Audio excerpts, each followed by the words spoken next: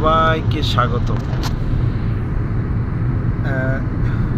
শীতের শুরুতে রাতের ভিডিওটা দেখানোর জন্য, মানে নাইট ভিউটা, ড্রাইভিং ভিউটা কেমন হয়, আমরা যারা রেগুলার জার্নি করি, পথের যাত্রী, তাদের নাইট ভিউটা কেমন, নাইট জার্নিটা কেমন হয়, এটা দেখানোই আমার উদ্দেশ্য।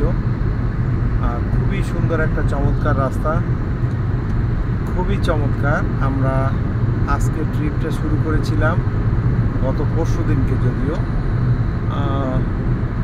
আমরা রাজশাহীর চাঁপাইনবাবগঞ্জের নাচল থেকে শুরু করেছিলাম, বগুড়া থেকে নাচল। দেন আমরা এখান থেকে এসেছি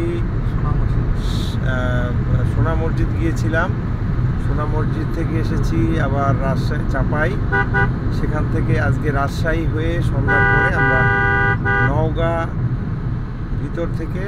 ভিতর থেকে আমরা আজকে যাচ্ছি বগুড়ার। আমরা খুব কাছাকাছি, হয়তোবা আর হাফ অ্যান আওয়ার লাগবে আমাদের বগুড়াতে পৌঁছাইতে। বাট আমি দেখানোর চেষ্টা করছি যে রাতের ট্রিপগুলোতে গাড়ির কেমন ডিস্টার্ব হয়, এটা দেখা। যারা ড্রাইভিং করে তাদের জন্য কেমন হয় এটা অন্য সবাই বুঝতে পারে না।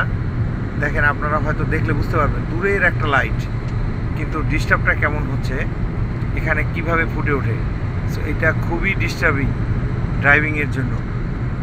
চোখে না দেখতে পারলে তো আসলে ভালো লাগে না। এই যে একটা গাড়ি, ছোট্ট গাড়ি, কিন্তু আলোটা কি পরিমাণ প্যারা দেয় সেটা বোঝানোই আসলে আমার মূল উদ্দেশ্য। আমরা 70-80 কিলোমিটার স্পিডে আছি। এটা একদম ফাঁকা, এখন প্রায় 1 কিলোমিটার 2 কিলোমিটার স্ট্রেট রাস্তা। বাট এইটা একটা দেখার, আমার আর একটা কারণে আমি ফোন দিয়েছি, আর একটা কারণে আমি এই ভিডিওটা করছি।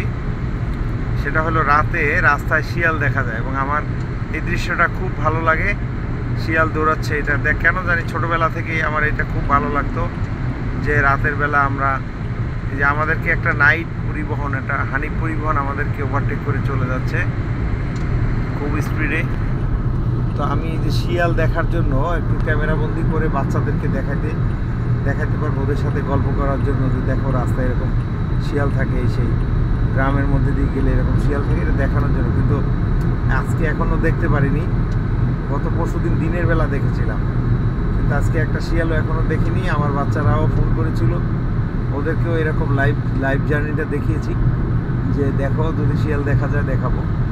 বাট আমি অনেকক্ষণ ধরে চেষ্টা করছি শিয়ালের মুভমেন্ট দেখার জন্য, কিন্তু না, দেখা যাচ্ছে না।